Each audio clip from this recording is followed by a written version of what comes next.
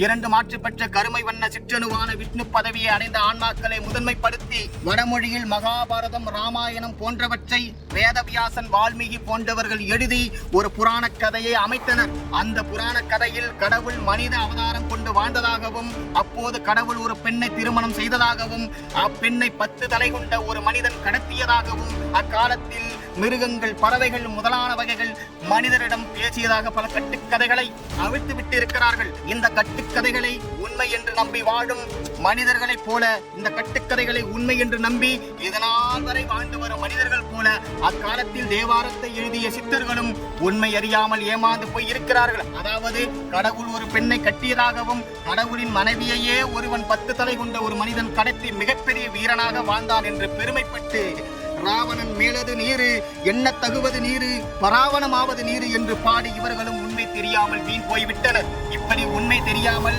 ஆன்மாக்கள் பொய்யை நம்பி வீண் போய் கொண்டு இருக்கின்றார்களே என்று உள்ளும் புறமும் வருத்தப்பட்டு அந்த இயற்கை உண்மை கடவுளின் பெரும் கருணையால் 19ஆம் நூற்றாண்டில் ஒரு மிகப்பெரிய உண்மையை போட்டு உடைக்கிறார் வள்ளல் பெருமானார்.